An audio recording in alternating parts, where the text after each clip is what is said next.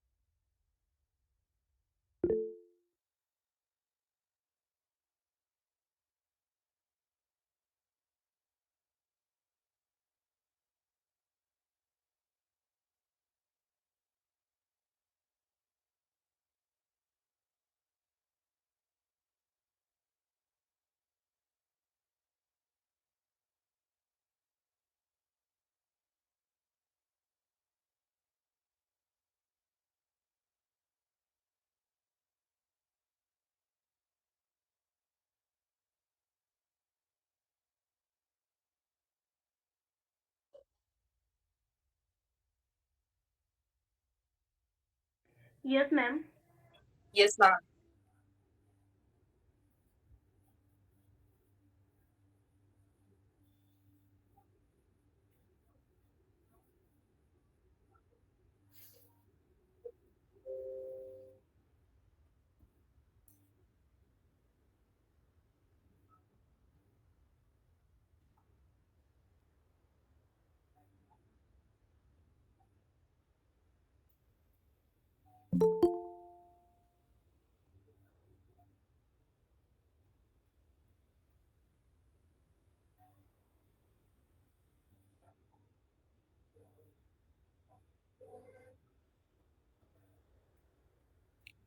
Yes, yes, ma'am. I'm with you.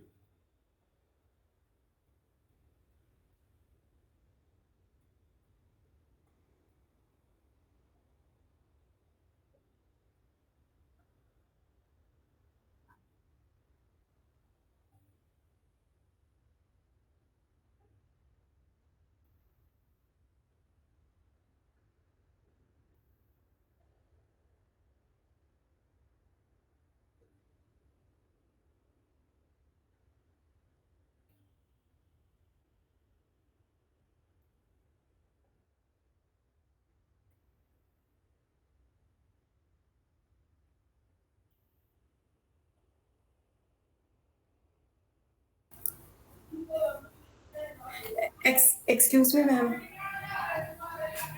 Excuse me, ma'am. Ma'am, I'm Savita Ranga and I want to present on second number. I have managed.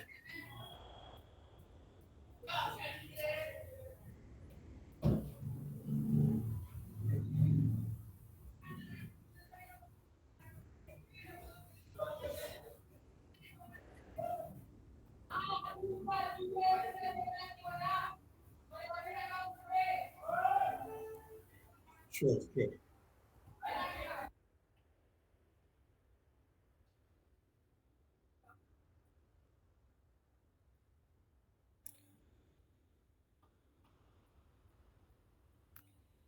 Yeah, he's there. He's there.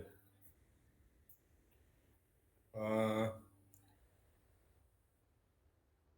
thinks it you can unmute yourself. Your voice is not coming. You're not audible.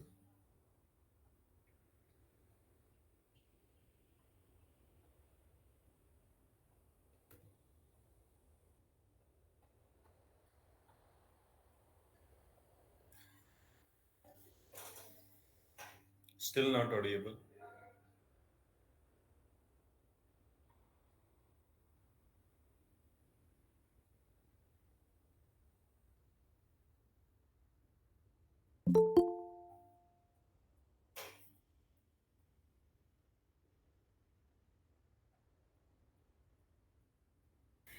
Yes, ma'am. Okay. Thank you, ma'am. Very good afternoon to all of you. Now I start presenting my paper.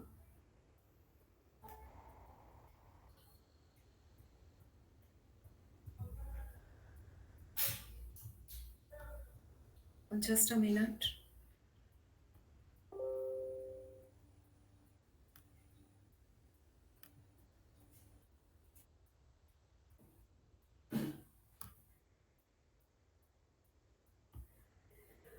Is this visible to all of you?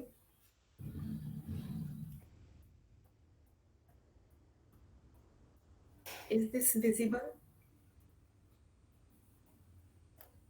Yes. Okay. Okay.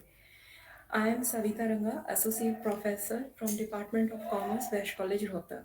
My paper uh, is on the topic of entrepreneurship in India, a study under Startup India's scheme.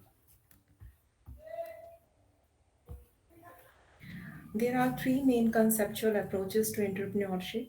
The first approach is functional, which is concerned with the dynamic factor that makes key decisions on investment, production, innovation, location, research, and development. The second approach focuses on the firm as the key economic factor.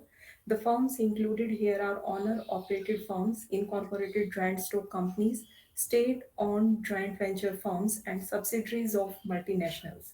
The third approach focuses on owner operated enterprises. Within this approach, the entrepreneur is the owner and is actively involved in running the business. Then, objectives of the study. This study is based on three main objectives, which are growth of entrepreneurship in India. Second is challenges faced by Indian entrepreneurs before starting up. And third one is Government of India support for innovation and entrepreneurship in India. Now come to research methodology. The present study is conceptual survey. The information related with study has been collected from websites, journals, magazines, newspapers, and books, etc. Next topic is growth of entrepreneurship in India. In India, the past few decades have seen a major rise in the area of entrepreneurship. Organizations like National Entrepreneurship Network or National Social Entrepreneurship Forum are helping new ventures in obtaining capital and angel funding. Thus, we can say that there is a potential for entrepreneurship in India. In India, where high level of poverty and unemployment still exist, many people have decided to take matters into their own hands with or without the help of government to work for a better tomorrow. Next is challenges faced by Indian entrepreneurship before starting up. So there are various challenges. One by one, we can discuss like courage to start your own business. Starting your own venture is not an easy task. You need a lot of courage and strength to quit your job and start your own business. Second one is raising capital. Money is another biggest challenge faced by an entrepreneur. Now you have to decide when, how, and from whom you are going to raise the required capital. Next one is hiring right talent. After you have decided to start your own venture, you need a team. Getting someone who believes in your idea as much as you to make it work are always difficult but yet the most crucial. Next challenge is effective marketing on limited budget. Being a startup, it is very essential to create visibility among your consumers. You need to reach your target audiences by using effective marketing techniques. Then financial security, if you know you have enough savings for the family, then you can easily focus on the startup that you are building. Along with it, if your startup has enough working capital, then you have the ability to take bigger risks. Then last one is facing failure. It's not necessary that every idea of yours will work. If you are trying a lot of new things, not everything will work and you will not succeed at each of those ideas. Next slide is Government of India support for innovation and entrepreneurship in India. So government had started various new schemes, out of which we have discussed following. One is Startup India. Through the Startup India initiative, Government of India promotes entrepreneurship by mentoring, nurturing, and facilitating startups throughout their life cycle. Since its launch in January 2016, the initiative has successfully given a head start to numerous aspiring entrepreneurs. With a 360-degree approach to enable startup, the initiative provides a comprehensive 4-week free online learning program, has set up research parks, incubators, and startup centers across the country by creating a strong network of academia and industry bodies. Next is Make in India, designed to transform India into a global design and manufacturing hub. The Make in India initiative was launched in September 2014. It came as a power call to India's citizens and business leaders and an invitation to potential partners and investors around the world to overhaul outdated processes and policies and centralize information about opportunities in India's manufacturing sector. Then another scheme is Atal Innovation Mission. This scheme is the Government of India's endeavor to promote a culture of innovation and entrepreneurship, and it serves a platform for promotion of world-class innovation hubs, grand challenges, startup business, and other self-employment activities, particularly in technology-driven areas. In order to foster curiosity, creativity, and imagination right at the school, Atal Innovation Mission recently launched Atal Thinking Labs across India. These labs are workspaces where students can work with tools and equipment to gain hands on training in the concept of science, technology, engineering, and maths. Then another scheme is support to training and employment program for women. This scheme was launched by the Government of India's Ministry of Women and Child Development to train women with no access to formal skill training facilities, especially in rural India. The Ministry of Skill Development and Entrepreneurship and Niti Aayog recently redrafted the guidelines of the 30-year-old initiative to adapt the present day needs. Then one another is Jan Dhan Aadhaar Mobile. This scheme, for the first time, is technological intervention that enables direct transfer of subsidies to intended beneficiaries and therefore eliminates all intermediaries and leakages in the system, which has a potential impact on the lives of millions of Indian citizens. Another one is Digital India. The Digital India initiative was launched to modernize the Indian economy to make all government services available electronically. The initiative aims to transform जी, India into a digitally empowered जी, society and knowledge economy with universal access to goods and services. 7 minutes पर उसमें Okay, sir, I am concluding. Then another are Stand Up India, कम नहीं होगी क्या? अच्छा Kush, ठीक ठीक ठीक ठीक okay okay Pradhan Mantri Kushal ठीक Vikas Yojana, National Skill Development Mission. These are the schemes which is government started. Now the conclusion. In India, past few decades have seen a major rise in the area of entrepreneurship. Today, India has become keep fertile ground for breeding new entrepreneurs. Then another issue is of social entrepreneurship. In India, where high level of poverty and unemployment still Kavita. exists. Yes, sir. I think time is you have already taken.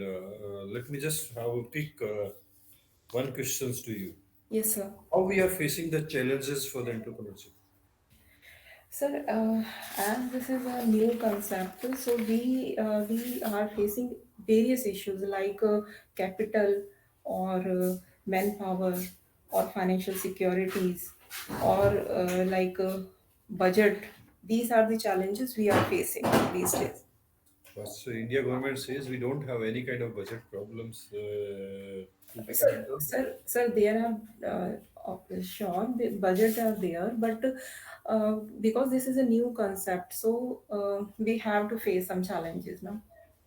This is not a new concept. Internship is started from so long back.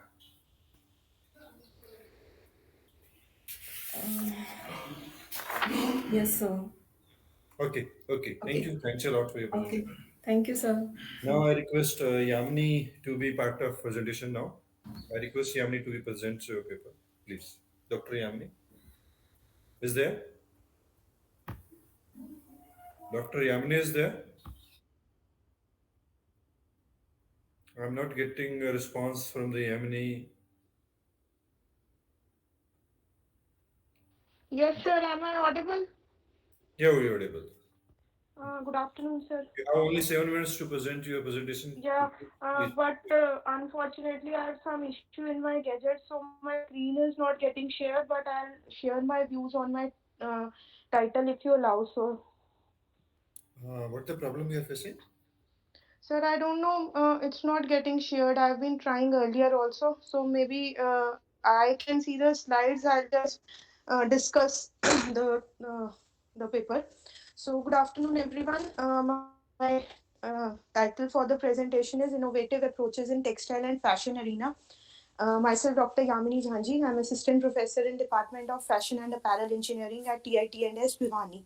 When we talk about innovations, almost all industrial establishments and technological sectors have witnessed innovative approaches. Textile and fashion is no exception. Whether we talk about the manufacturing aspect, packaging, or the raw material procurement, even in the fashion world, how they are procured, how they are sold online. Each of the segments, each of the supply chain involved in textile and fashion have witnessed major transformations and innovations from the past decade or so. So, talking about some of the major innovations in textile and fashion industry, one is the inception of artificial intelligence, where the manpower has been considerably reduced, and almost all the work, whether it is the manual craftsmanship or the skilled labor, was initially basically more dependent on workforce, and the industry people used to suffer at the hand of the labor. So it has been replaced by automation in most of the textile and fashion segments or supply chain. We can see that most of the machines are AI enabled. Automation has made its inception in this field. Even if we talk about the garment manufacturing sector nowadays, most of these are AI enabled, or uh, smart technologies are being used, where even virtual mirrors are available, that are actually coded by the clothing. We can have a virtual experience. Other than that, if we talk in manufacturing, right from the textile segment, right from raw material stage till the final product delivery, there has been quite a automation and innovation taking place in all these fields. Apart from automation, introduction of robotics, artificial intelligence in textile and fashion, there have been several innovations. Like we talk about uh, technical textile, that is also one arena which is an innovative aspect of textile and fashion industry. So technical textiles involve all those textiles which are serving purpose over and above clothing. So clothing is basically meant for modesty purpose or for protection, but other than that, we can talk about smart apparels and accessories like bulletproof jackets, military wear, smart sneakers, heritage bags, and many other innovations in textile and fashion arena, like when we talk about nanotechnology, antimicrobial approaches that are being introduced. So these are some of the most, and likewise, protective clothing, extreme cold weather protective clothing, all these come under the innovative activities that have taken place. So the innovations in textile and fashion world are, of course, limitless, and because of these innovations, we can witness that textile and fashion industry has seen a boom, and it has become a vibrant industry which is earning GD for the country. We even have export market credited to all the innovations that are taking place in this field. So concluding the textile and fashion industry has been witnessing major innovations, whether we talk about manufacturing, raw material procurement, the manufacturing and the clothing, and the where the clothing are available at the stores, at the retail outlets. At each and every phase, innovation has been taking place, and not just technology were introduced in designing and manufacturing of textiles, but technical textiles like bulletproof jackets, antimicrobial clothing, cold weather protective, smart sportswear are yet innovations that are taking this fashion industry uh, forward, and we are marching towards a state of progress credited to all these innovations that have been taking place. So, thank you. That's all in my presentation. And I Dr. will Aman? share with the organizers because I couldn't share it here. Dr. Aman, are you there? Share my presentation with. Dr. Aman, are you there? Amandeep ma'am? Okay, okay, Yamni, you can. Now, next presentation is Dr. Lakshmi. Please share your screen. Okay, thank you, sir. Good afternoon, sir. There are two devices with you. I think you can keep one device away from the another. Okay, okay, sir. Okay, okay.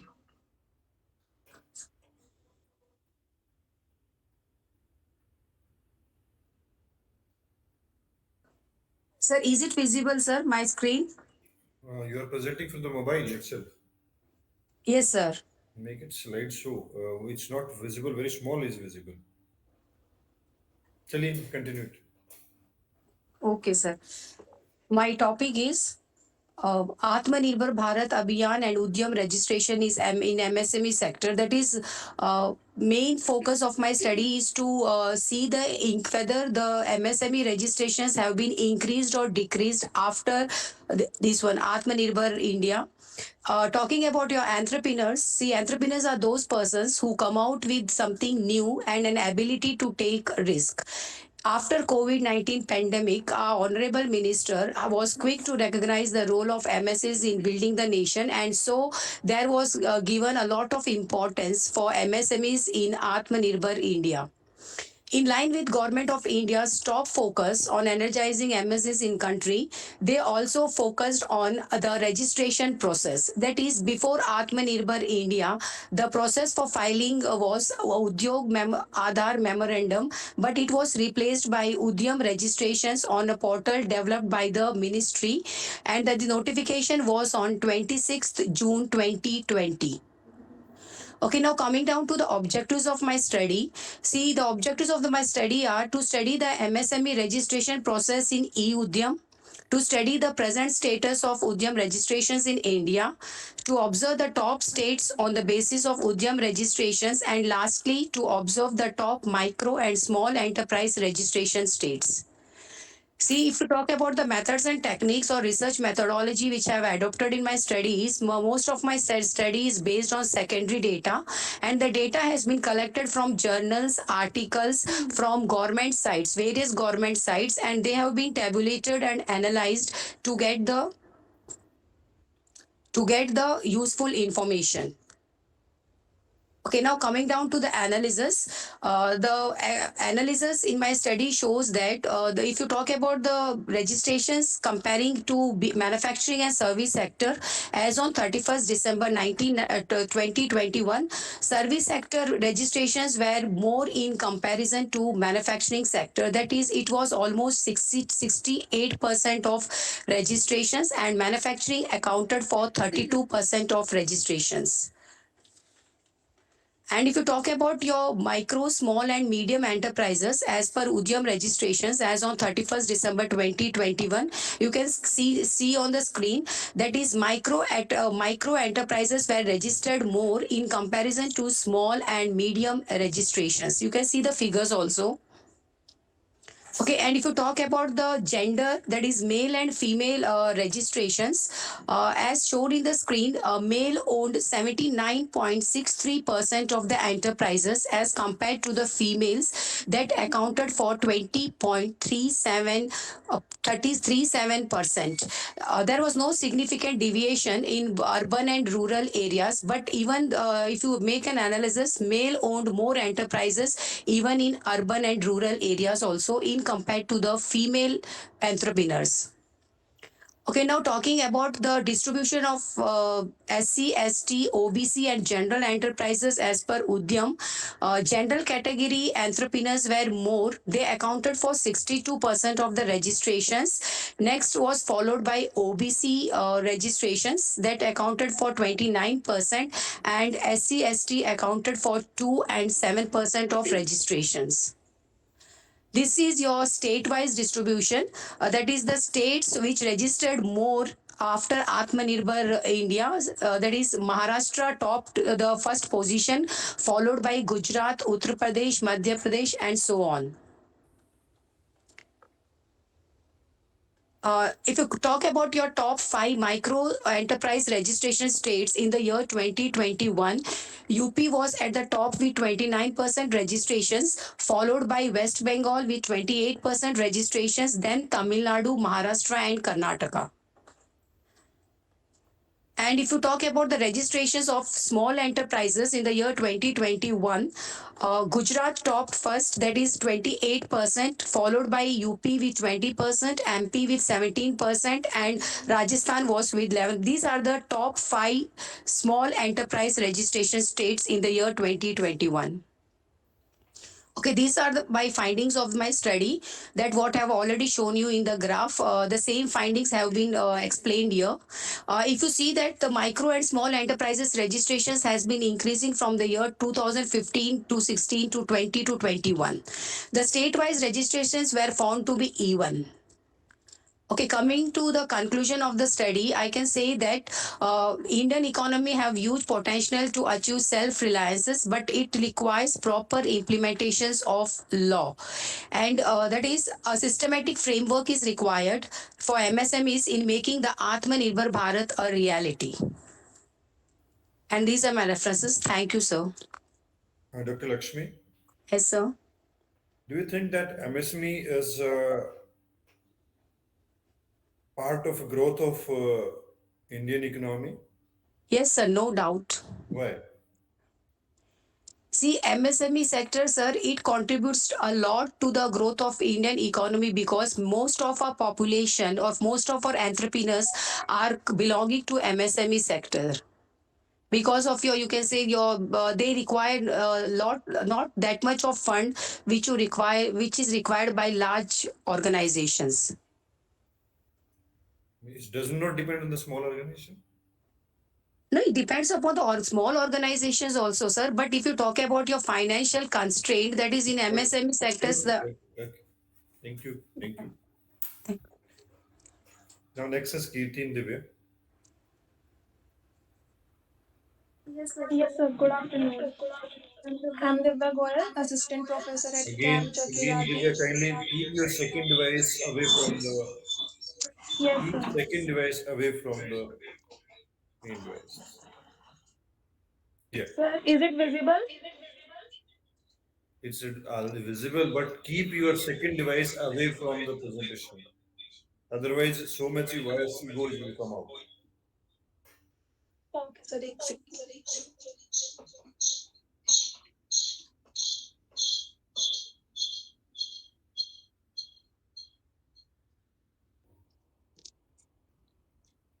I am representing my descriptive study on increasing paradigm of startups in building self-reliant India. The Department for Promotion of Industry and Internal Trade has recognized more than 80,152 startups, approx a milestone which coincides with 75th year of independence. As India celebrates Azadi Ka Amrit Mahotsav, the Indian startup ecosystem continues to be fueled by innovation, enthusiasm, and entrepreneurial spirit. India has the third largest startup ecosystem in the world, recording year-on-year annual growth of 12 to 15%.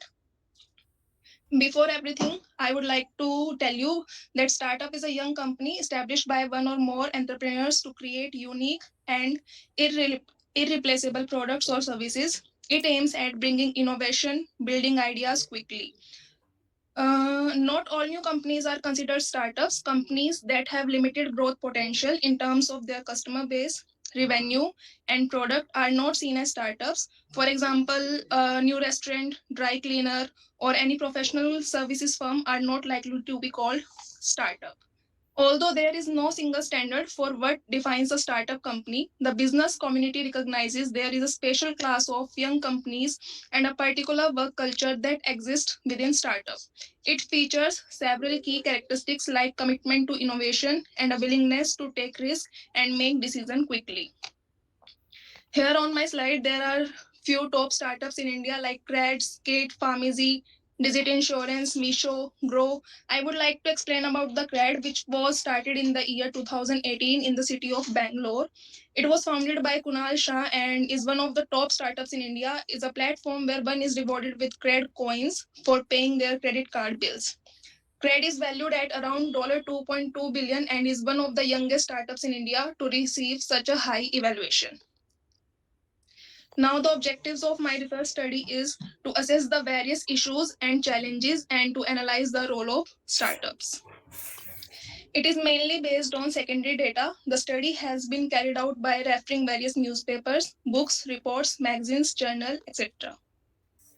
Now, coming to the challenges, Indian startups are facing their own set of challenges, irrespective of their kind. They are classified as financing. First and foremost, raising the capital has been a long drawn challenge for startups. A number of finance options are available, ranging from family members, friends, loans, angel funding, venture capitalists, etc. Scaling of business requires timely infusion of capital. Second challenge, which comes in front of the entrepreneurs, are lack of planning, that they fail to plan with the excitement of a new business idea. It can be tempting to launch without much forward thinking, yet a lack of planning can mean your business runs out of cash or is not prepared for vital activities such as marketing or dealing with suppliers. Next challenge comes in front of entrepreneurs or new startup: hiring the right talent. The people you recruit as employees can greatly harm your startup success. A negative employee can quickly damage team morale and productivity. It is tough having to fire someone, but having the wrong people in your startup can be disruptive. Next comes your self doubt and uncertainty. As a first time entrepreneur, we all like to, unlikely you will know everything about running a business. A lack of knowledge can lead to avoidable risks and mistakes that could cost your business money. It takes a lot of work to build a business, so you need drive and energies. Being self confident is a bonus. Here are few some challenges also. Next is your dealing with criticism. Every decision of the entrepreneur can be met with criticism by the teams, partners, investors, customers, and even their family. Even established entrepreneurs such as Ratan Tata must deal with this. The key in accepting criticism is to separate the waste from the truly helpful feedback that can prove valuable. Next challenge is time management. Managing your time effectively is crucial when launching a startup. New business owners have to wear so many hats that it can be easy to get distracted and focus on the wrong areas. Next challenge is attractive customers. As all of us know that getting customers for your product or service can be the difference between success and failure for a business. Many businesses have started with powerful ideas, however could not survive simply because they failed to reach the right customers. There are several ways of reaching the right customers. However, social media and search engine optimizations have proven to be useful tools for the most of entrepreneurs. Next challenge is decision making. Entrepreneurs can face a dilemma while making a decision, especially when they have limited information. Entrepreneurs must also guard themselves against getting overly involved in decision making and causing a delay which may delay the progress. Now, after the challenges, I will explain role of startup in changing the paradigm of Indian economy. And first is better GDP. Despite elevated inflation pressures owing to rising global and fuel prices, Indian gross domestic product is expected to grow by 6.9% in the fiscal year 2022 and 23 and 6.2% in financial year 2023 and 4. As GDP plays an important role in a country's economic development, it will become feasible to increase revenue domestically, and customer capital can also circulate throughout the nation if we keep promoting and supporting more startup initiatives. Next role of startups is employment creation.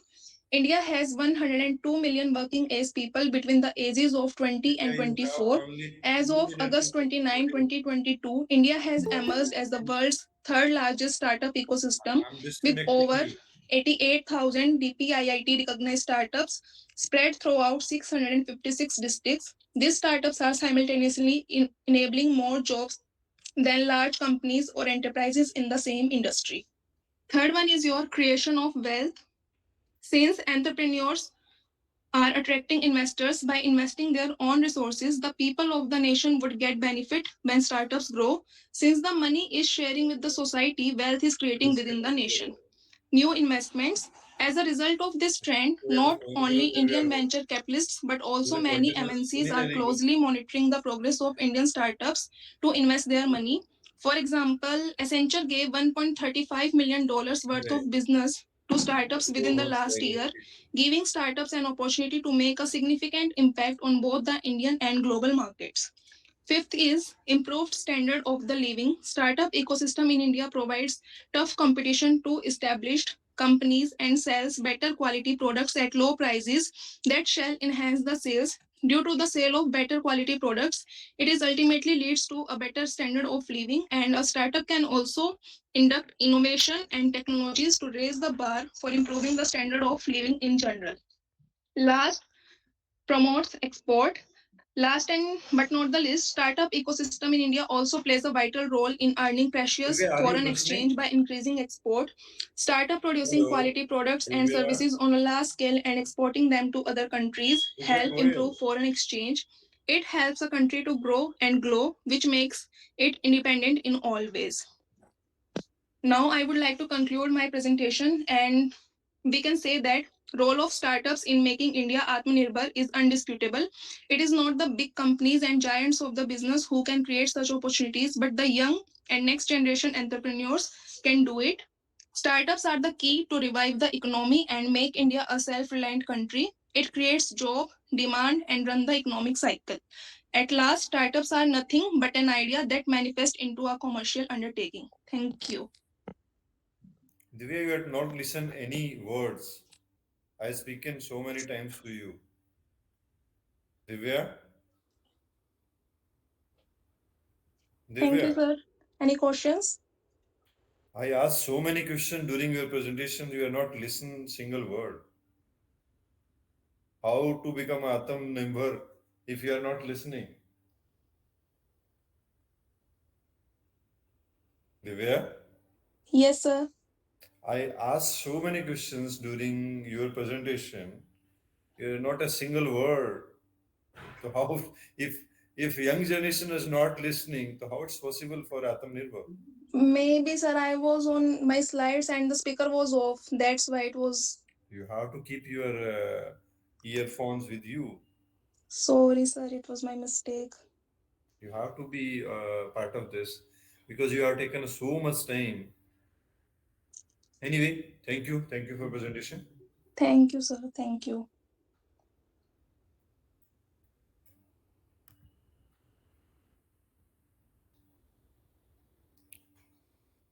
Next is Ansita. Ansita is there. Ansita, Ansita, Sir, now yes, sir. come for Yes, sir. presentation. I'm Why there, not? sir. Mike was, yes, Can sir. share your screen and present within the only 7 minutes, Okay, not sir. more than that. Okay, sir. And listen if I ask the question in between there also. Okay, sir. Good afternoon, everyone. My name is Anshita. I'm a research scholar in Department of Commerce, MD Rohtak. So Make my it top, make it slideshow okay, sir.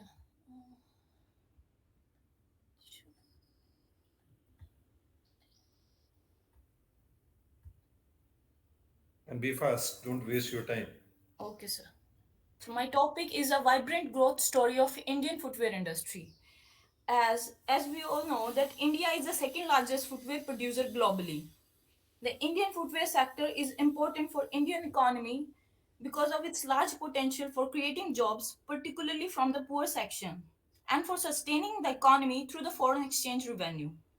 In addition, India accounts for 9% of total annual manufacturing of 22 billion pairs comparing to the China, that is 60% share, as China is the first manufacturing of world footwear manufacture, and India produces 2.1 billion of pairs each year, almost 90% which is used domestically. And and the rest is imported to the European countries. Next. So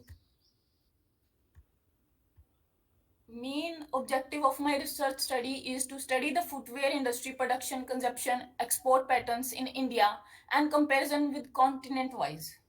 The study is based on secondary data mostly, and which is used in research papers, articles, and other internet sources.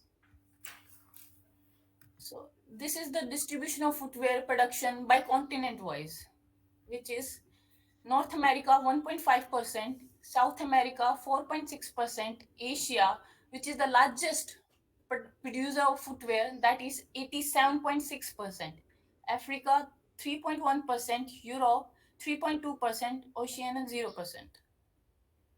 The consumption of footwear. India is also the second largest consumption of footwear. Because of the COVID, there are some issues, but otherwise, India is the second largest producer of footwear because of the large population base. Now, with the increasing consumer awareness of health and wellness, consumers are paying more attention to the technology employed in a footwear manufacturing processes. Manufacturing delivers customized options to the consumers who are recognized for their fast moving preferences. So, this is the country wise consumption of footwear.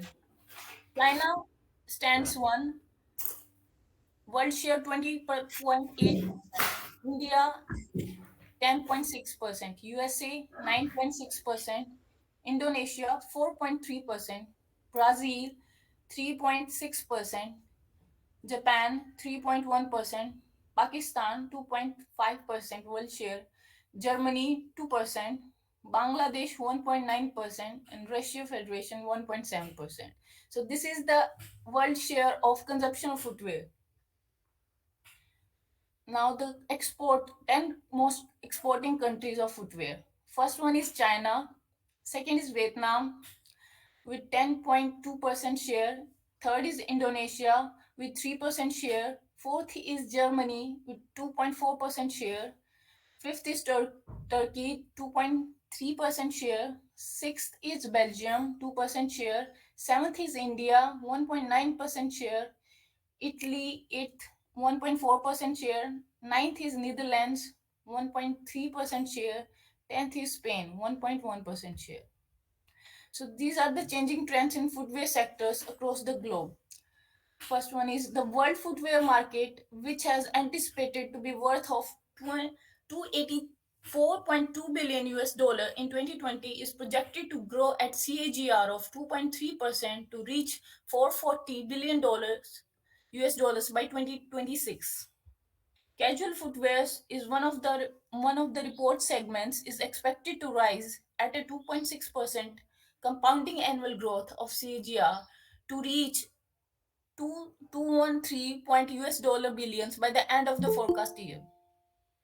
The athletic footwear segment growth is readjusted to be revised 1.9% CAGR in the next 7 years after the thoroughly revising pandemic business effects. Consider kindly concluded. Okay, sir.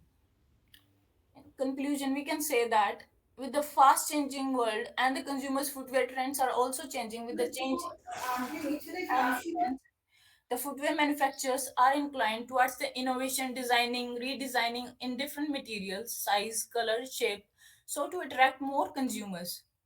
With the change in demography of the world population, it is also affected the recent trends in footwear sector.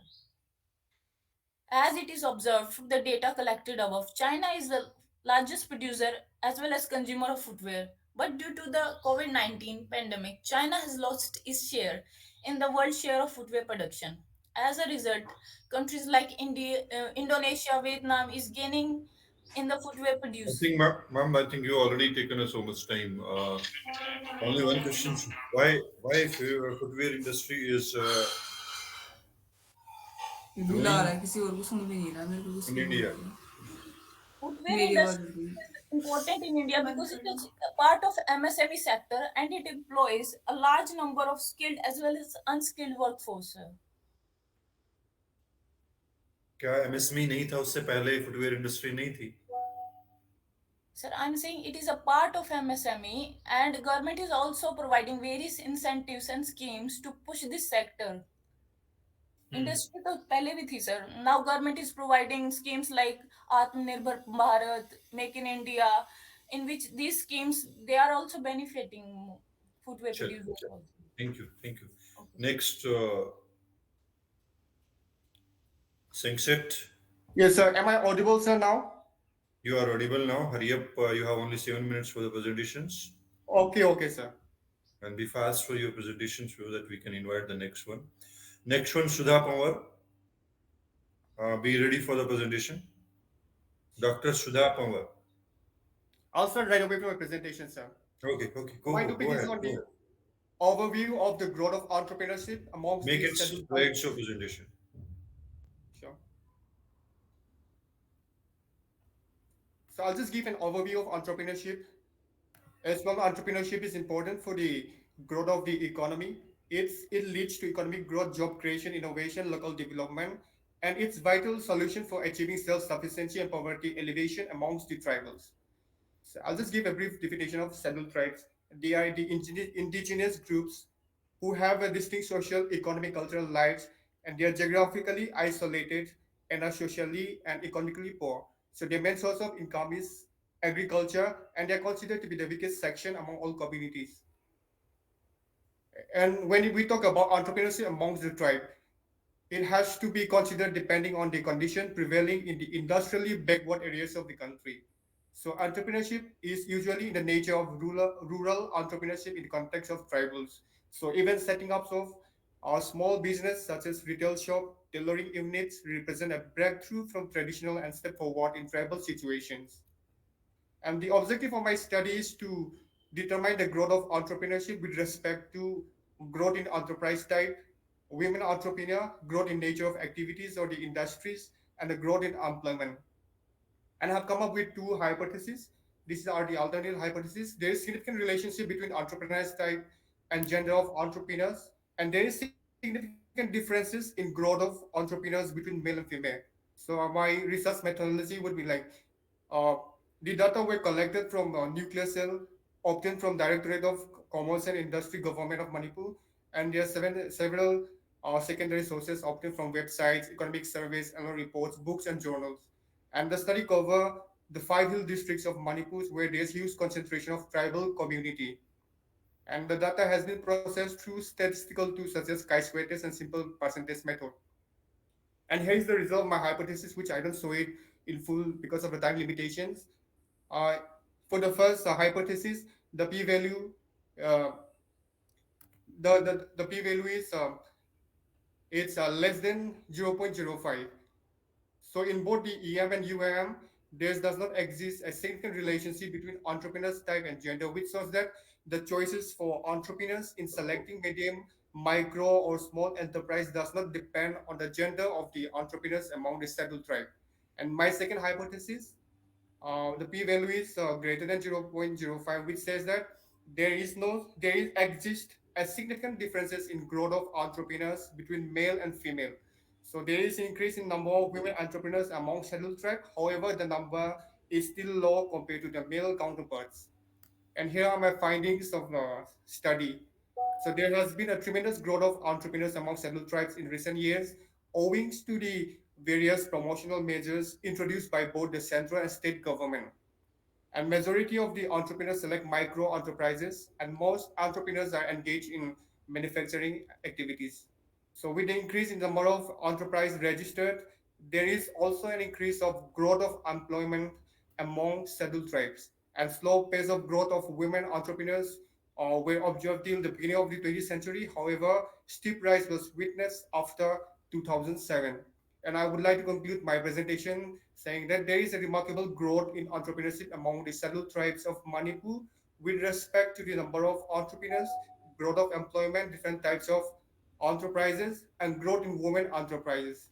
And as such, this growth in entrepreneurship will transform the economy of the tribals and bring forth in the part of growth and development. Thank you, sir. Okay, okay. So, do you think that internship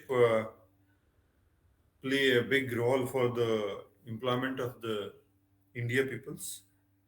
Very much, sir. How? Because here, One when we side, talk, one side we are thinking about the automation. Another side we are thinking about the entrepreneurship. How we do you think that employment is more? so with the establishment of more enterprises, there has been more recruitment of people, unemployed youths who come and work for the enterprises. So I would say it goes both ways, sir. Okay, okay. Thank you for presentation. Now, Thank you, sir. Ridhima Goyal is there. Yes, sir. Oh, be ready. Come for the presentation. I think Singsit, Yes, sir. you can go for presentation out of the presentation mode. We can invite the Ridhima Goyal. So I have. Can you just provide me 1 minute before starting this whole unit, because my internet is kind of dipping right now. You have to make arrangements yourself to do it. Be fast. We don't have a so Just much. give me like 30 seconds and I'll be back. Okay. Just give me 30 seconds.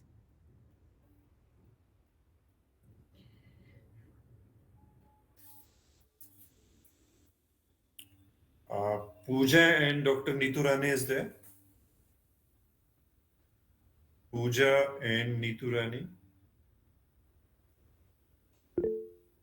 Oh, okay. Be ready for the next. Hello. Yes. Can I start, sir? Ridhima, you can start it. Okay, sir. Uh, I'm sharing my screen. Yeah, we are waiting for your screen.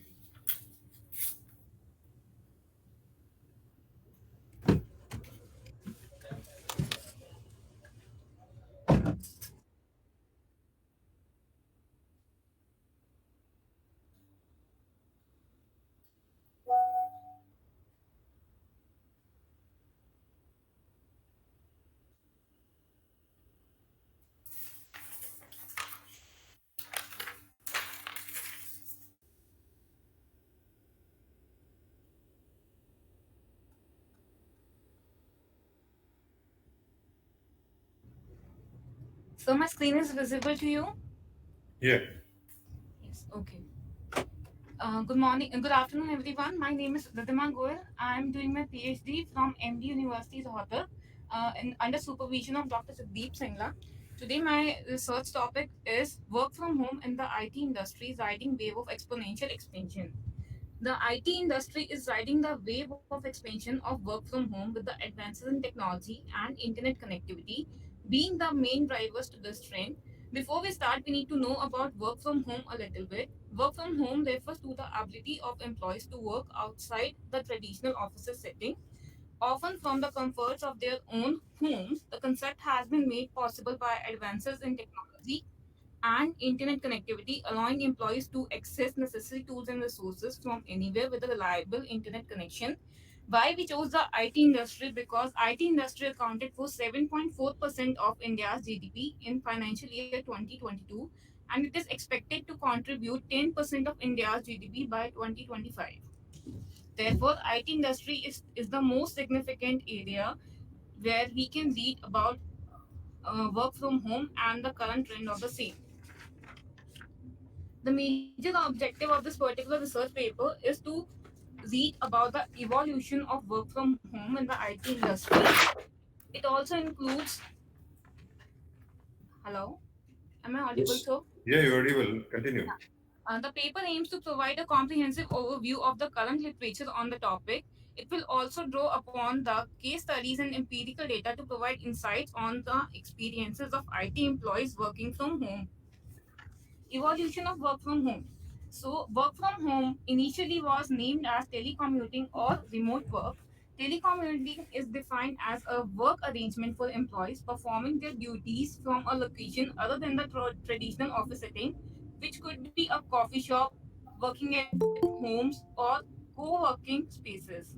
A report by U.S. Office of Personnel Management, where the first telecommuting pilot program was implemented in the federal government in the 1970s, stated that work from home is going to go for a huge further time period. Since then, telecommuting has evolved and grown in popularity, driven by advances in technology and communication and a growing demand for work life balance. According to a report by US Bureau of Labor Statistics, the number of workers who telecommunicate has increased by 140% since 2005. Again, in a report in India, it was said that remote work has increased by 159% since 2005, with IT employees being among the largest group of remote workers. In conclusion of the evolution of work from home, we would say that advancement in technology and changing attitudes towards work-life balance have significantly improved the work from home area. There are factors that we have studied that contribute to the growth of work from home in the IT sector. Number one is advances in technology and internet connectivity. Majorly because of high-speed internet, laptops, and mobile devices, we have been able to connect remotely with everyone available around the world. Second factor is increased demand of work-life balance. Allowing employees to work from home can lead to a better balance between personal and professional lives, was stated by a report by Buffer in 2022. The need for cost savings also did the same, since it saves the office expenses such as rent, utilities, equipment, and the expenses of employees also, like by saving their commuting charges. It increases the productivity of the employees. It provides a wider pool of talent because we can now connect globally with a lot of people. It reduces the sick days because now people do not have to commute very much.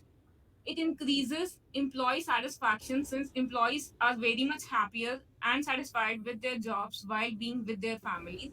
Flexibility in the schedule has been the major factor that have influenced work from home, since people can work from anywhere at any hour from any spaces.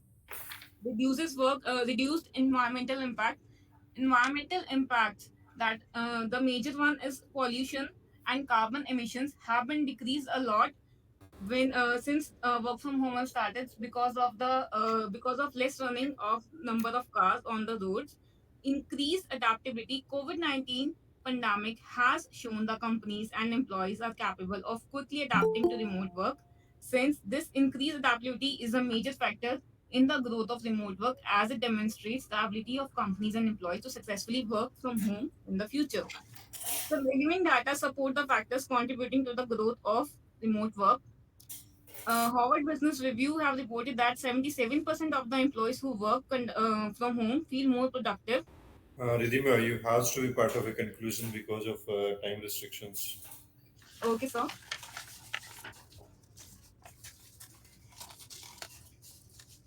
Work from home arrangements are of three types: full time telecommuting, part time telecommuting, and flexible telecommuting. Initially, because of COVID-19, full time telecommuting, that is work from home, was more in popularity. But now, since social isolation was a major factor for How, employees. Ridhima, how do you think that work from home as Yes, sir. part of growth of economy? So it is a part of growth of economy because a lot of cost savings has been done. Employees are more satisfied when they are working from home. Since Employee certification is different issue. You are arranging at a one place and instead of arranging so many places. so everything is now being happened with the help of technology. It's saving a lot of costings for the offices because now they do not have to create a workplace. They do not have to pay the rents. They do not have to arrange a lot of meetings and a lot of ventures It's and a lot of conferences instead of again. the thing is things are increased at the end of user, no? At the end of user a bit, but they are also happier because they are being with their family. Statistically, I'm saying that 130% of performance, 130% Okay. performance has been Okay. increased at Okay. Okay. employee. Thank you. Thanks a lot. The next is I only given the name comes for the presentations. Next, Pooja Okay, and sir. Dr. Nitu. Thank you so much. Pooja and Dr. Nitu. Is there any Pooja and Dr. Nitu? Pooja and Dr. Nitu Rani. Earlier one raised the hand but still not there. Okay.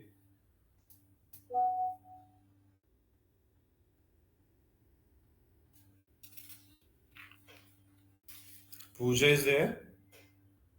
Monica,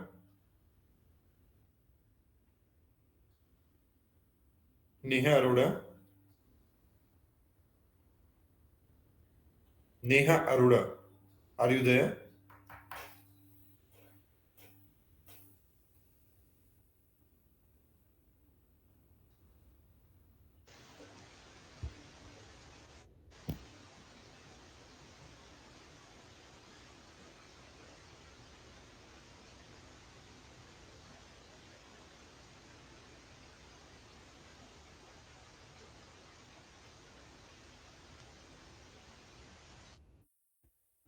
Neha Arora is there?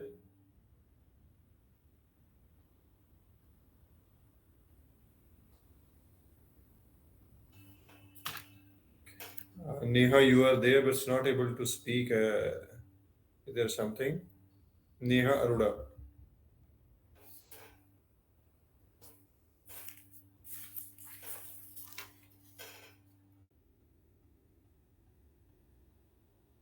Sir, I am here.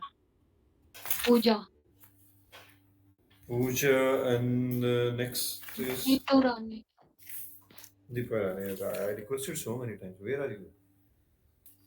Sir ये screen share नहीं हो पा रही Okay. मेरी पता नहीं कि क्या दिक्कत आ गई इसमें शेयर का ऑप्शन वर्क नहीं हो रहा sir You have to save the screen then.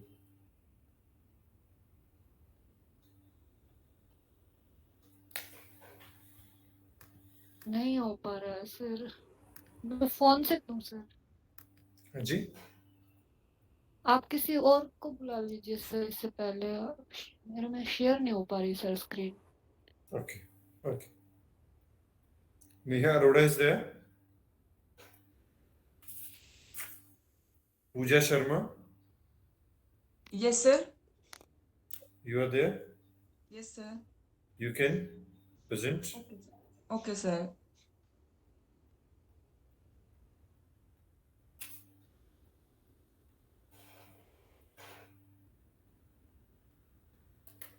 Make your presentation landscape. Make your rotate the screen. Sir That's actually ना लैपटॉप में स्टार्ट नहीं हो पा रही इसलिए मैंने फोन में कर लिया फोन को भी ना टिल्ड कर दो ना ऑटो रोटेट में उसमें ओके सर लैंडस्केप मोड में कर दो फोन को सर हो नहीं पा रहा है ये चलिए कोई बात नहीं. Okay okay good afternoon sir I'm Pooja I'm from Indira Gandhi university Meerpur I'm research scholar Indira Gandhi university Meerpur under the supervision of doctor Samriddhi and my research topic is second sir effective packaging a global strategy for international success and we know that effective packaging is an essential part of any global strategy for international success. Packaging means container wrappers or any other means for packing goods. In older day, we know that retailing was larger in offline, but in e-commerce, importance of packaging really gone up. In e-commerce, packaging is everything is virtual, digital marketing, digital payment. The first physical interaction when we receive the delivery of goods and receiving and unboxing the product is the first experience. And the customer has with the brand, as we all know that first impression is the last impression. So if the first impression is to be good, in e-commerce mein, packaging can be described as the one of the important factor as the key to success of effective marketing globally. This paper focus on the impact of packaging in e-commerce to become a global market leader and explain how packaging can protect the product and differentiate the product from its competitor. According to Steve Jobs, packaging can be theater, it can story. But we go when we go in shop, we never come across in the packaging first. We feel or experience the product first. But in e-commerce, we interact with the package first, then the product. So packaging again a touch point for us.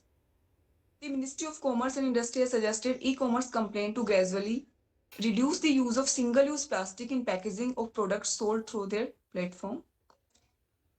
And these are my literature review, and the objective of my study is to analyze the importance of effective packaging in international market, and second one is to study the impact of packaging on the FOP of marketing, and to know the purpose of E-commerce, to know the purpose of packaging in e-commerce. Research methodology, the current study is descriptive in nature. The study is majority based on the secondary data which were gathered from different website, articles, journals, and internet sources. In this paper, may we study the role of packaging in international marketing success. To study the emphasis the packaging can help a country become a global leader. The first one is to analyze the importance of effective packaging in international market में तो effective packaging play a significant role of product की in international marketing. For example, differentiation and effective packaging can differentiate a product from its international market and protection of a product. One of the main purpose of packaging is to protect the product during the transportation and storage. Branding and marketing. Packaging is an important aspect of branding and marketing. We know that effective packaging can help differentiate a product from its competitor and catch the attention of potential customer. Compliance with regulation. Packaging regulation vary from country to country. Effective packaging must comply with local regulation to avoid delay in custom and to ensure that the product is safe for consumer. Cost effectiveness and cultural consideration. To know the purpose of packaging in e-commerce, so we know that packaging ensure the safe delivery of goods and product. Label give necessary information about the product. Packaging is the mirror of a product and a brand soul. The main purpose of packaging in e-commerce में brand reputation and packaging play important role in e-commerce industry. Packaging can use its tool to rapidly enhance the customer experience. According to survey conducted by Smither peer survey, 58% of the consumer admitted their packaging damage prevent them from its buying a product. Same seller again. A poor user experience can lead a customer to leave the brand or have a negative opinion about the company and brand. Second one, safety. No one like packaging. It cannot tolerate and road friction or wind. Packaging play major role in protecting the product and help in reducing company cost, help to build a good relationship with customer, increasing company return and building brand identity and reduction in dispatch time. To study the impact of packaging in 4P of marketing, uh, the 4P of marketing is product, price, and place promotion. So price is an important component of 4Ps and should be seriously considered. While bringing a product to a market, the one component of pricing a product is how should be spent on packaging. If you plan to make and sell a high-end product, perhaps make a little more cost include of product packaging and elegant packaging to support your upscale brand identity. If you're selling a product, then will include cost of packaging plus cost handling, logistic cost. Thus, the product packaging also impact on product pricing. Product packaging also effect on product. Before seeing the product, consumer always seeing in packaging and place. When developing a product, it is important to think about where the product is going to be sold. The product can be sold from online store, retail store, both.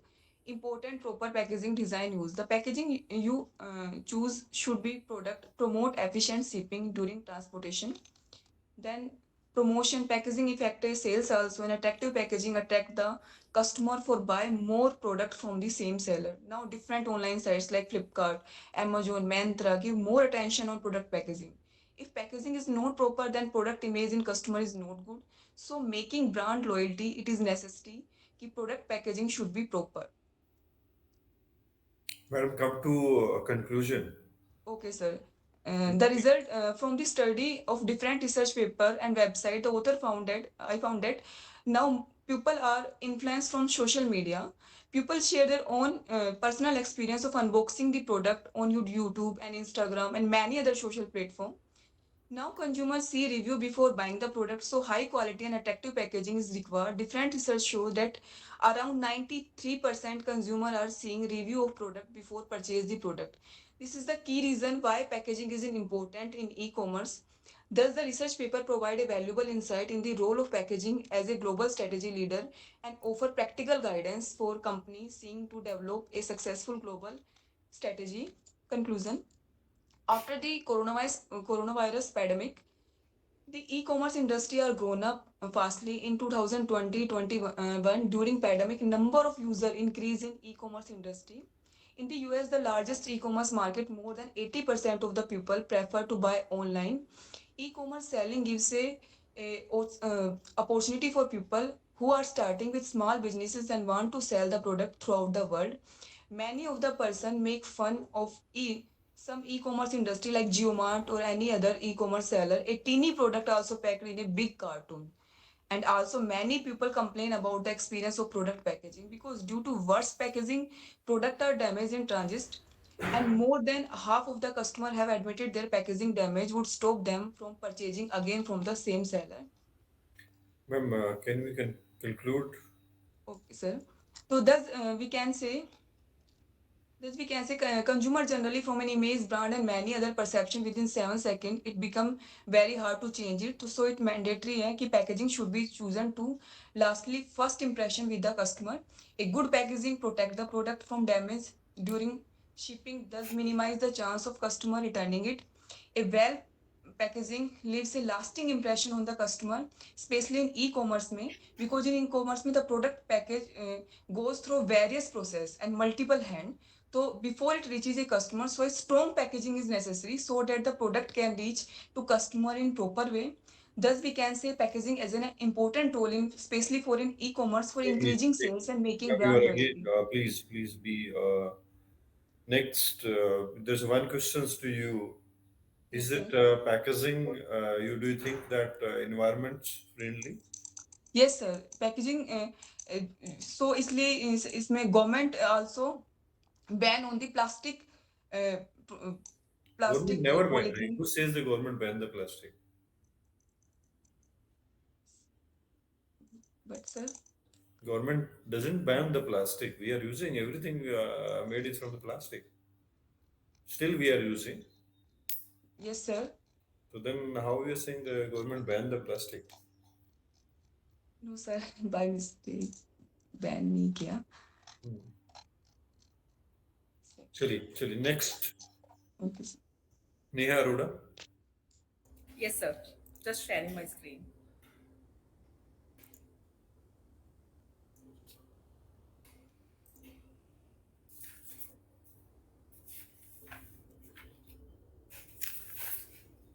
Hope my screen is visible, right?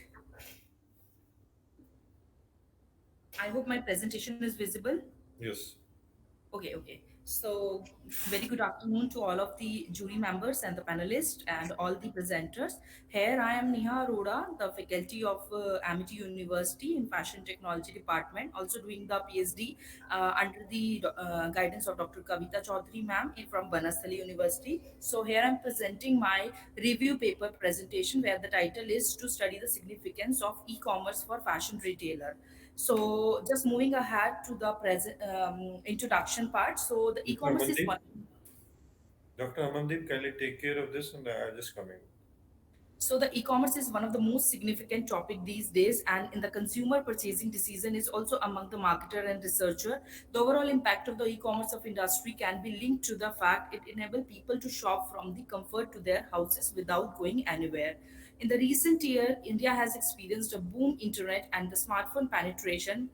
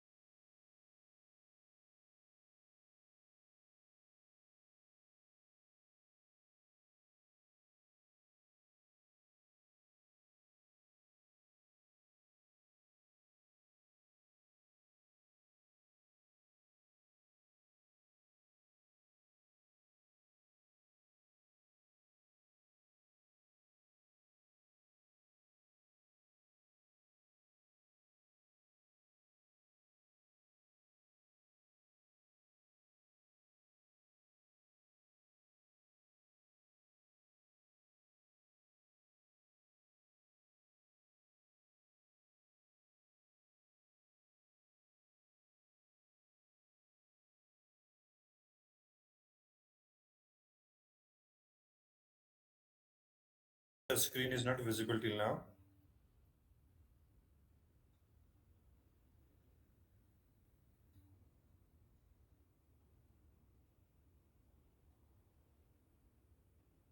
Pooja, are you there?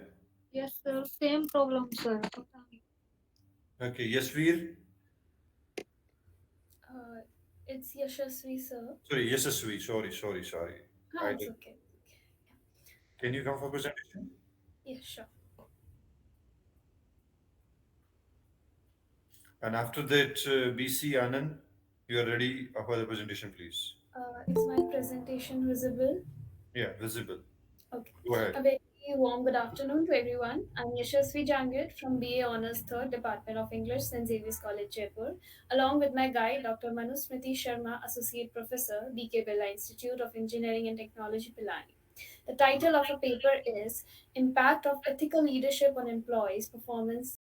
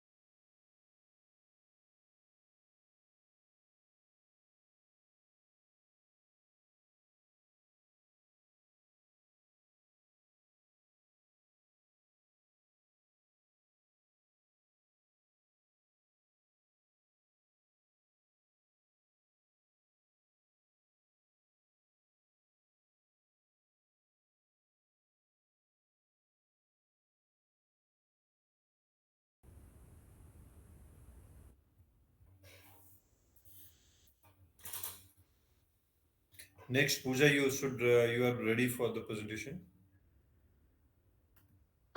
Yes, sir. Okay. Wait after the Balveer, I think left it again. No, no, sir. I'm just Okay. saying. Just Share your allow screen. me just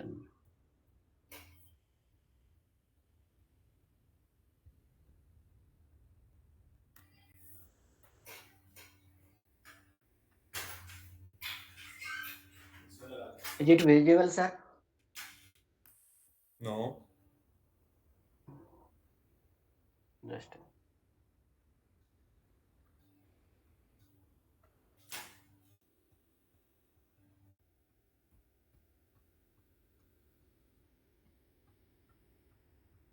Balveer, is that still taking time? Should I move to the next participants? Yeah, Dr. Jangu, Dr. Jangu, are you there? Sir, might be it's Jugnu Khattar Bhatia. Jugnu Khatarbari, okay. Jugnu. Jugnu. Yeah. Dr. Jugnu, are you are there? Sorry, Amar Vardi?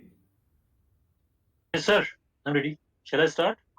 Yes, sir. Shall Start I it. start? Amavirdi. Please Amapreet start Singh it. Virdi. Please start it. Please start it. Balavinder, you should wait for your turns come back. yes, sir. Sure. Sorry for the inconvenience. Is my screen visible, sir? Yeah, visible.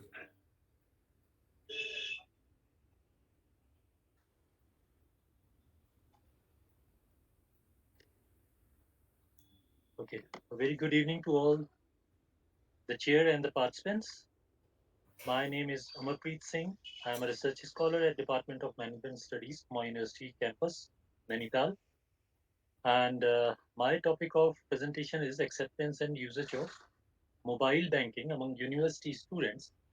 And this has been, I tried to understand this acceptance and usage with the help of model named UTOT 2. Actually, the revolution of internet, which started in the 1990s, it was earlier there was a traditional banking, and after the internet revolution, the banking is revolutionized, and by the time 2000, uh, initially there were only computers which were introduced to the general banking, but by the year 2000, with the advent of wireless technologies like SMS, WAP, GPRS, there was a great innovations which were coming, and banking industry uh, actually captured all these things because banking was at that time, it was scattered, and there was no centralization of the database of the banks. We need to go to the banks wherein we have our accounts, and we were not able to, like unlike today, we are able to do transactions at the click of mouse at the with our smartphones. It was not that earlier. So with the advent of this internet revolution, a lot of changes came to the banking, and with the penetration of smartphone, it revolutionized the banking. Now we can see that the latest trend, which is very popular among all of us, is UPI. UPI is, it's a kind of fintech, right? So the major advantage of mobile banking is that it can be, we can transact from any place, anywhere, and anytime, be it night, be it evening, at our convenience and at our comfort. And all the uh, facilities which used to be with the traditional banking, we are getting much more than that. We can view our statements, we can transact, we can send the money, we can receive the money, we can uh, view our old transactions also. We need not have a physical passbook nowadays, and it is, saving our trees also, our environment. So a lot of things are coming. So my purpose of the study was to explore the factors which are affecting mobile banking adoption, why students are adopting and why they are not adopting. And this study is based on, as I earlier said, on the UTOT 2 model. This was my proposed model. I have modified UTOT model. Is actually it was introduced by Venkatesh in 2003. And it was as a result of 8 models earlier, which were there, like diffusion of innovation, technology acceptance model, which is TAM. Then there is TRA, theory of reasoned behavior, theory of planned behavior. There were 8 models which were actually clubbed, and UTOT was introduced. TAM was basically why and how people accept technology acceptance model. With that, the Venkatesh and others, they researched on further aspects of these models, and they proposed that performance expectancy, effort expectancy, social influence, trust, and facilitating conditions. These are the 5 constructs which I have considered. That performance we all expect, if we have any kind of app or application which is there in our mobile or maybe with our in our laptop, right? We expect what kind of performance it will be giving to us. Then what are the efforts which we have to put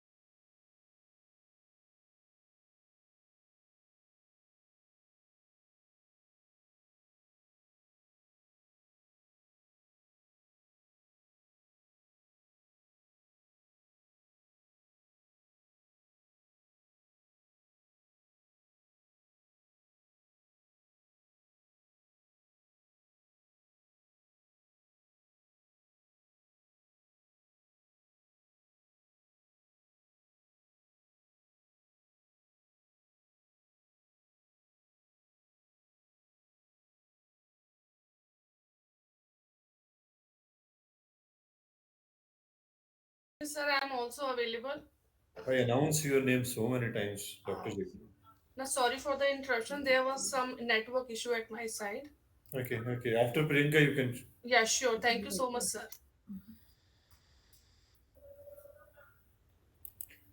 Yeah, anyone else for the presentation, kindly raise your hands except Dr.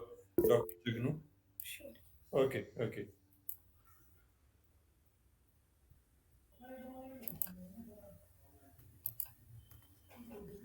Good evening, everyone. I am Priyanka, research scholar in from Guru Jambeshwar University, Science and Technology, Hisar. My topic of research is development of rice husk reinforced polymer composite for infrastructure application. Introduction: rice husk is a bio waste which is produced in rice milling industry as a byproduct. Its total production is its total production around the world is 129.6 billion tons. Asia produces more than 90% of rice in world production. This is the this is a flow chart of production of rice husk, paddy plant, then harvest, and then paddy is dried and then it's stored, and during this it goes through a milling process from which we gain rice husk and rice bran, and final product is rice. Problem with the rice husk disposal is that fine silica particle generated during the burning process of rice husk are not only harmful for health but also generated environment pollution. It can cause slow working of lungs and also can be responsible for disease named called asbestos. These are the method that we can use for disposal of rice husk: open burning, soil incorporation, biochar, paper and pulp making, mushroom cultivation, biogas production, and last composite, that is the one method of disposal of rice husk. These are the material that we have used in our research work for dispose to make a composite, that is rice husk, cement bypass dust, and sorry, and fly ash. To start making a composite, first we have done alkali treatment, zero point 0.5 normal with NaOH, and in this process first we wash rice husk and then dry it, and the final product we get in this picture you can see. These are the polymer that we are using: Araldite LY556 and mold. And this is the composition of epoxy and rice husk. We have made five different specimen of different composition: 10%, 20%, 30%, 40%, and 50%. In this we have take 10 gram of rice husk and epoxy and 9% hardener, and all these are specimen are made from this these composition. Composite preparation, we have make a mold of this dimension, and we have sampled the manufacture of different weight fraction, 10 to 50% of rices. The fraction of epoxy and hardness are mixed with gentle stirring, and epoxy and hardener are mixed in 10 is to 1 ratio. In this process we have used a hand layup method for quick gaining of sheet.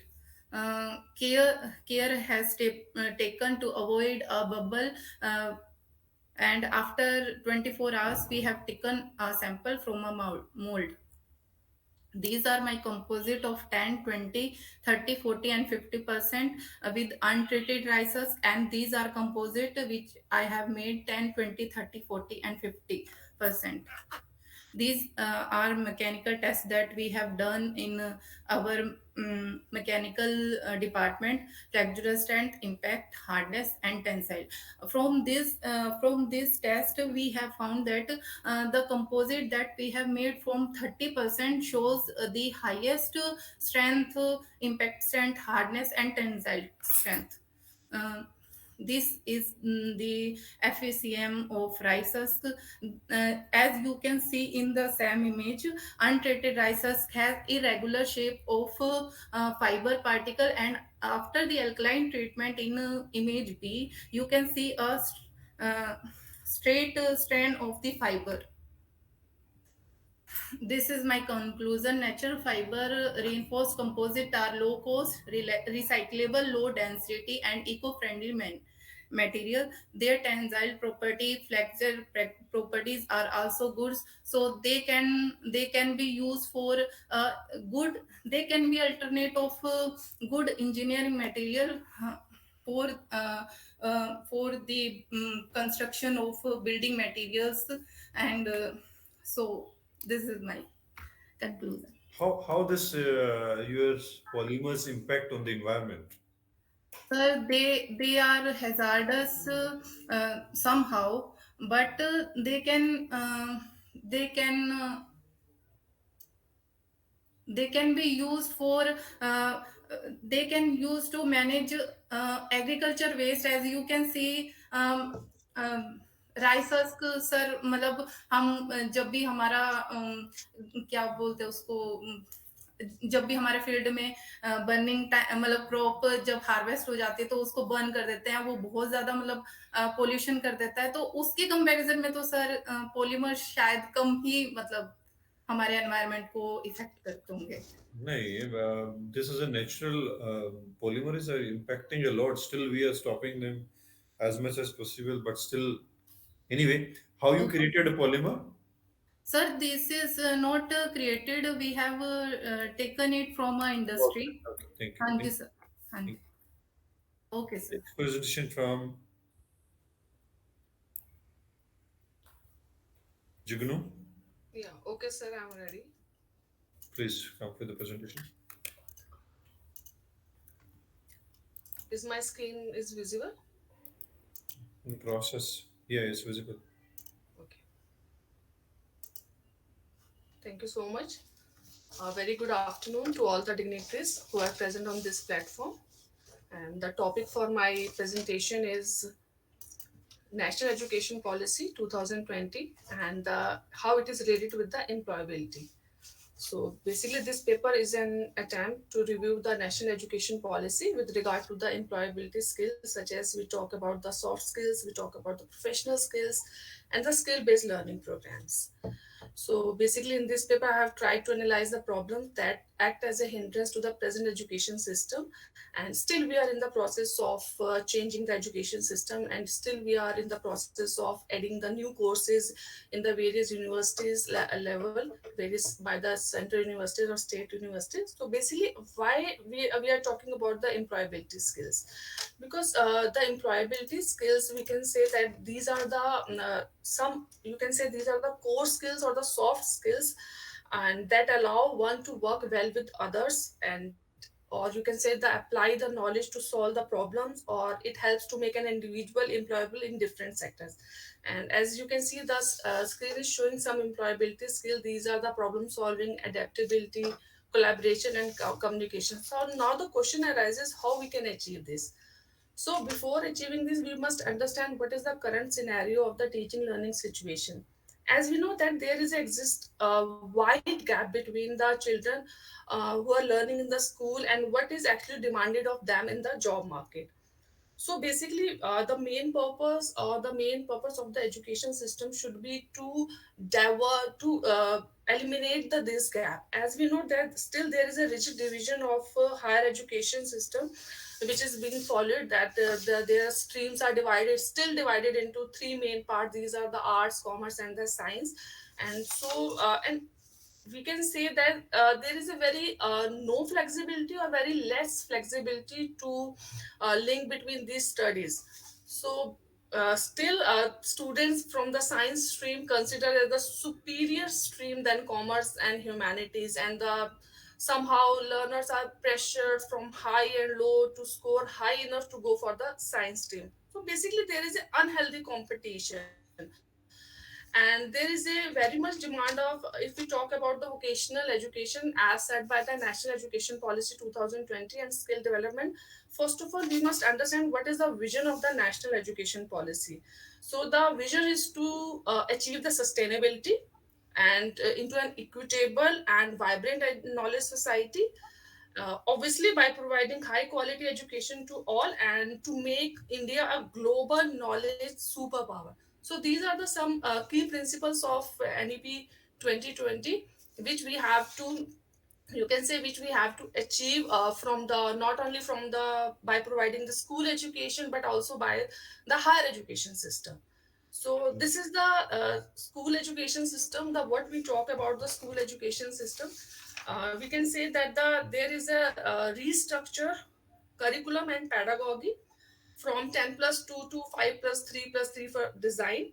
And the goal, basically, again, the goal is to make the education more inclusive and cater to the needs and interest of the children, and you can say making their learning more comprehensive and relevant. So this we have to start from the very beginning, from the school education, or you can say from the foundational stage, and we have to reach towards the higher education system. So what are the basic takeaways from the National Education Policy which we are talking about?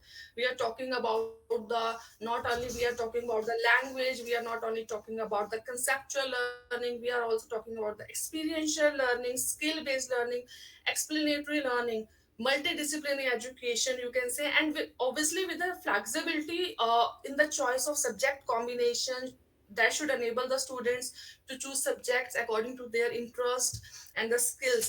And not only in the school education, the various things should be changed in the higher education system also. And these are some of the things, or the you can say areas which we have to concentrate upon the higher education system. And the vocational education system, was a survey in the Economic Times of India 2018.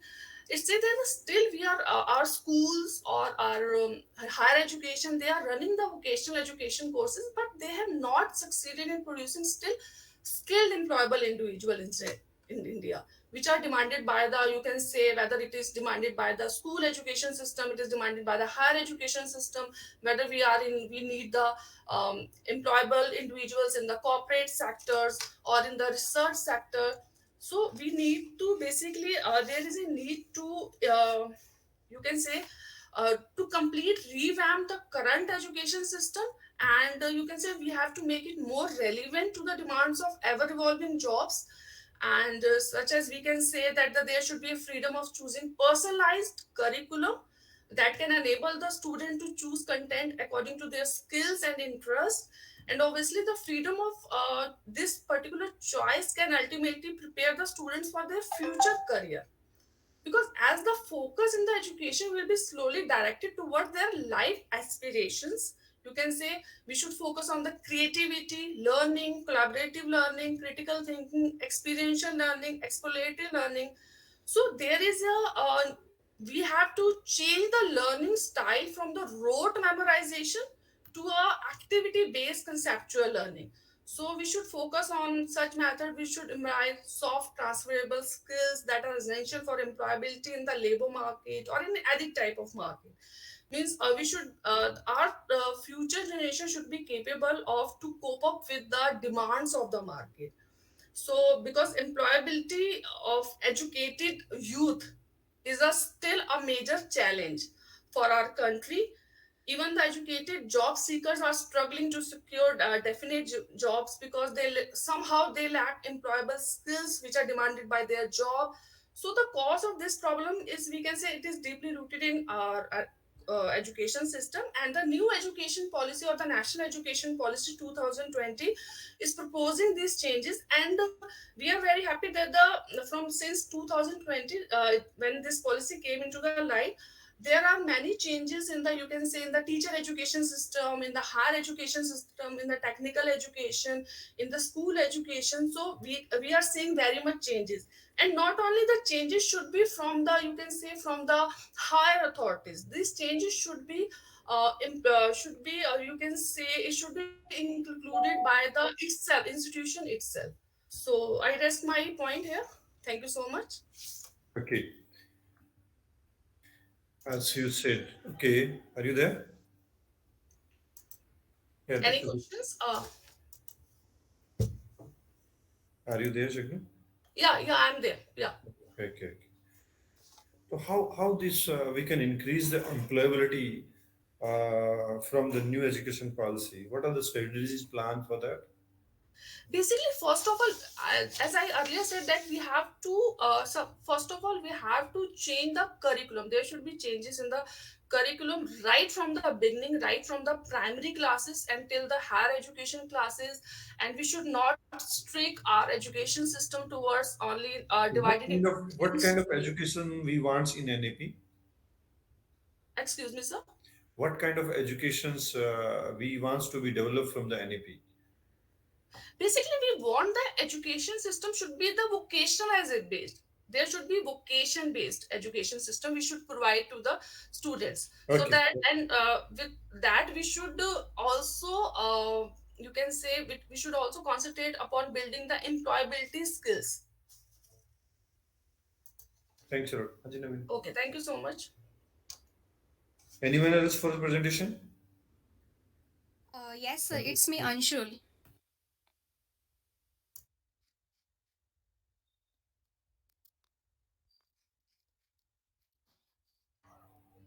Hello. Now come for the presentation, please. Can I, sir? Yes, yes, yes. Yes. Sir, it's me, Anshul. Yes. Share your Sir, presentation. yes, sir, actually, I want to give my presentation according without PPT, sir. Okay, okay. Continue. Sir, my research topic is new education policy, impact on higher education and employment in India leads to Atmanirbhar Bharat. Sir, new education policy has empire over higher education and employment. Even new education policy not only cloud the higher education or employment, but it's also gear the consequences of COVID-19. Sir, new education policy given by a union cabinet in the 29 July 2020, and it's replaced the 10 plus 2 by 5 plus 3 plus 3 plus 4. In first level, it's a 5, that is foundation level, which divide into 2 level, that is first 3 years and after 2 years. 3 years level, child are playing. There is no exam pattern, there is no semester patterns, etc. Second level is a preparatory stage. Here are for the 3 years. Here students are teach with the mother tongue. After that, 5 plus 3 plus 3. Here again 3 levels. Here are student teaches from.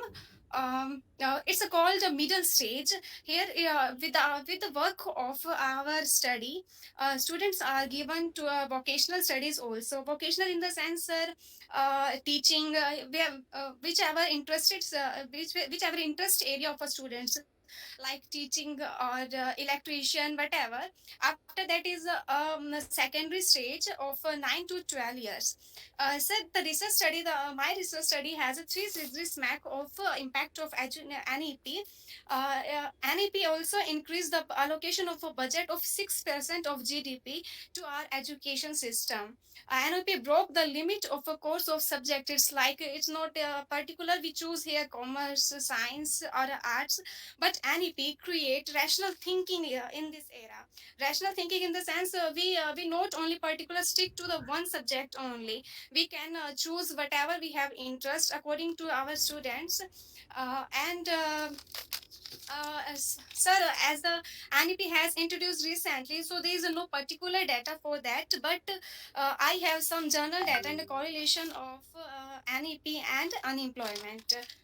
According to annual report of periodic labor force survey in 1920, The with the unemployment rate of formal education has 7.3% rather than compared to 5.8 for those as a primary education and 6.9 for those secondary education, then compared to 4.2 for higher education. This means higher education led to less unemployment rate.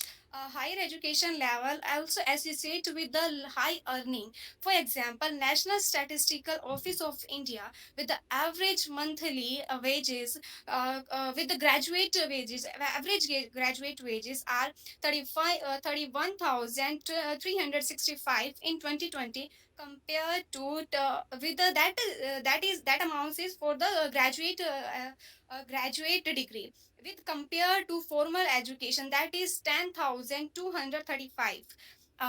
Education can provide access to more job opportunities such as IT, healthcare, require advanced education and training sectors.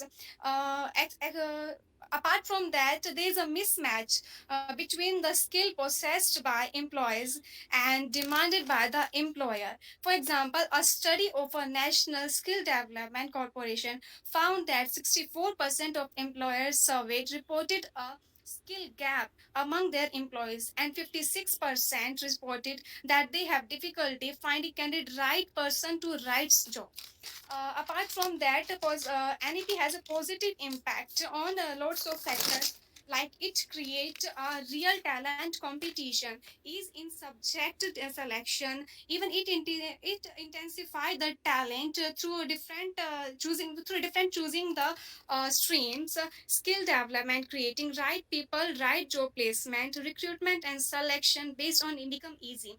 More efficient employees are recruiting, new opportunities for employment. All these through all these data, we can conclude that even we have don't particular data because NEP is recently introduced. We can conclude that NEP has both concept. It's a negative and positive, but negative impact has better because NEP create lots of job opportunities, not even for students but even for teachers also in the area of training and development. Even teachers like students have student can create their own wishes commerce stream. They can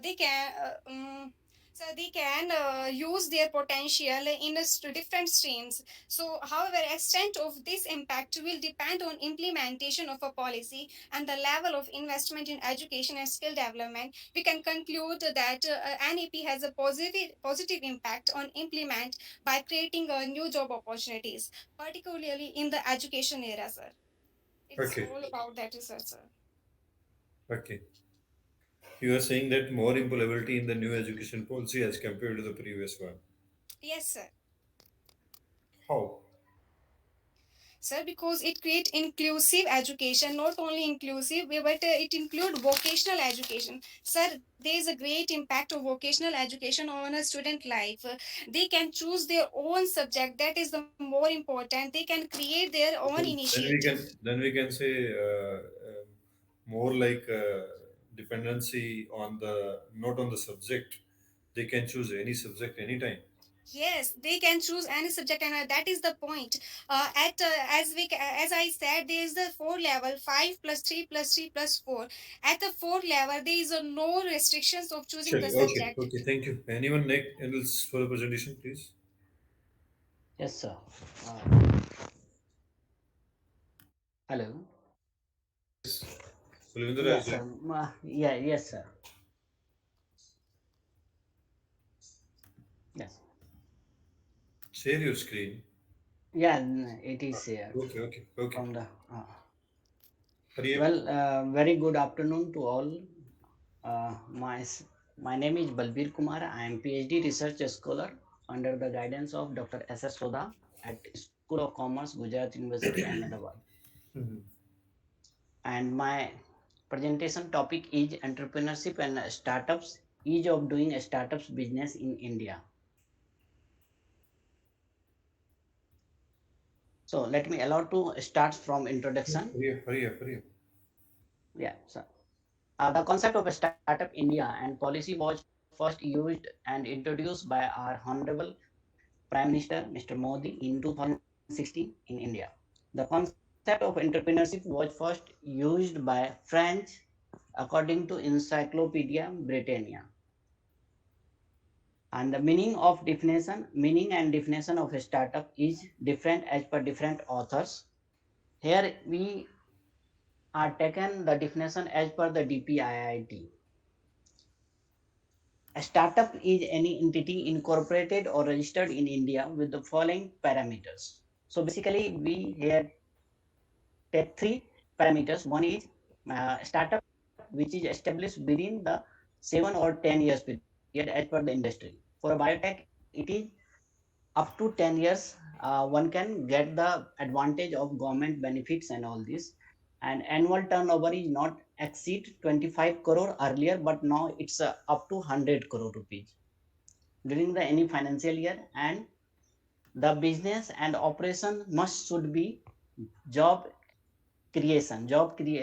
employment creation basis. And the nature of business is on based on innovation development and improvement of product and process or services.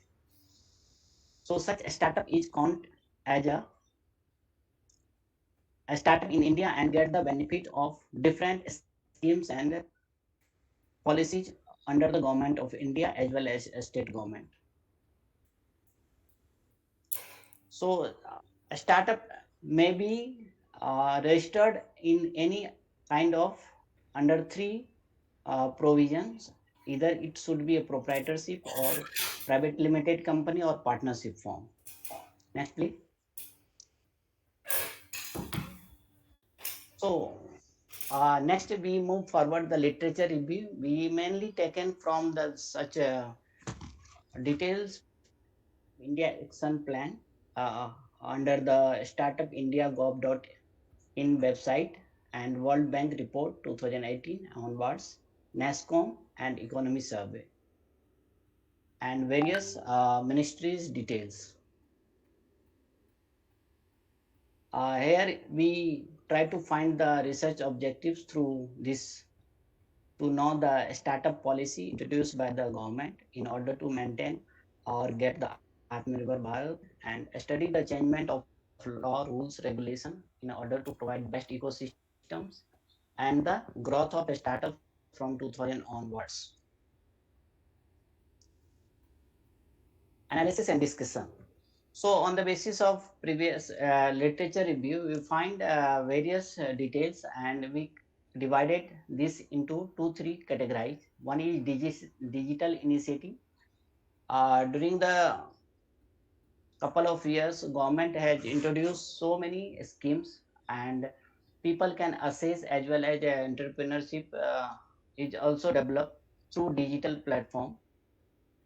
So government introduced so many schemes like a PAN card introduction through online facility, digital locker systems, single filing systems, and digital life certificates, Twitter Sambad, Pragati, etc. Next, please. Next is startup schemes and policy. Government introduced lots of policy in order to ease of business, like self-certification systems for new business as well as a startup business. And there is no compulsion or barriers from law, and that's why nowadays every startups which falls under this category, except few related to defense and all this category, are allowed to get the permission. Otherwise, they are not allowed to get the permission, and they can allow self-certified. Startup India, Mudra schemes, and Stand Up India.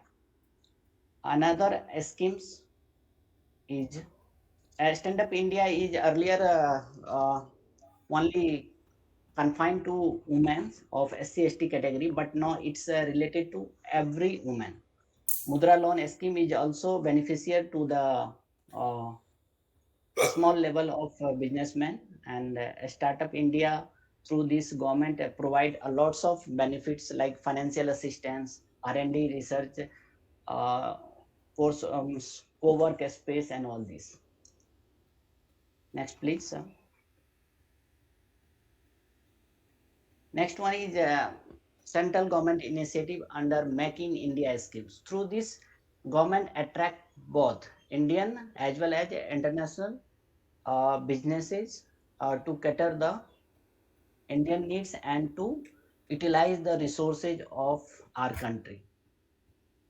So government introduced nowadays a spice through which one can establish their company on a single platform.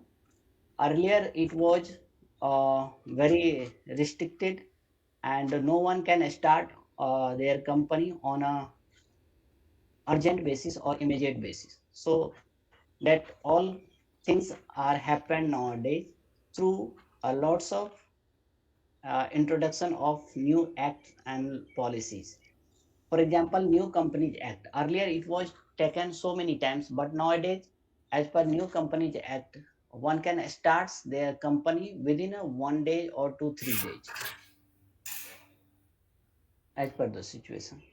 So here, budget 2023 also emphasizes new schemes like fund schemes for startups India seed fund schemes, and credit guarantee schemes for startups. Can you come for the last conclusion? What you want to conclude in this? Yes, sir, sure. So where we taken the previous law on this basis, there are so many restrictions, and per day one industry has to face inspection and all this. Nowadays, it is reduced to the 40, approx 40 laws. On the basis of above all facts, we can conclude that India is a very growing country and its economy is rapidly growth on the basis of utilization of Indian Okay, startup. if we relax our policy, can our economy grow? Yeah, yes, sir, of course. How? Because earlier we seen so many restriction, like someone is starting their company, so it will take so many compliances, certification, like you need to fulfill all these criteria. Nowadays it is easily and it can handle through digital mode, so one can start on same day by creating their details on the website. Okay. Even PAN card and all this, it will take more time earlier. Is there any So other way? government, relaxation, it depends on in a positive impact. So Okay. if Right, right, there is a right. restriction Yes, in terms of, thank you. Thank you, Balgur. Thank you. Thanks a lot. okay, Yes, okay, anyone thank you, else? thank you. Chairmani, anyone else for the presentation? I think, sir, everyone has just given their presentation. I think we are coming for the concluding part of this Okay. technical session one. So, sir, I'm very thankful to you that you have given your precious time for the evaluation of this paper presentation for technical session one in the national conference. And I'm very heartfelt thanked for the people who have just presented their paper in a very beautiful manner. And they have just chosen a very significant topic for this conference. They're having some multidisciplinary topics like entrepreneurship is there, some context which is related to the textile, fashion, IT, the NEP. So everyone has just covered the wider aspects for this national conference. So I'm very thankful to every participant that they have contributed their effort to make this event successful. Thank you all. Thank you, sir, for just contributing their efforts in this conference. Thank you. Bye-bye.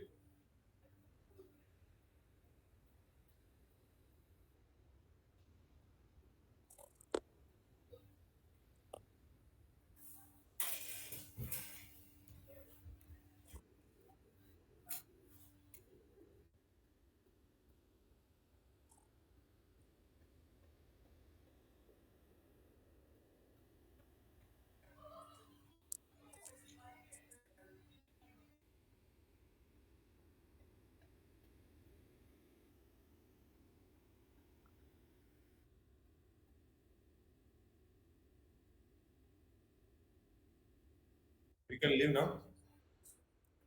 Thank you. Thanks a lot.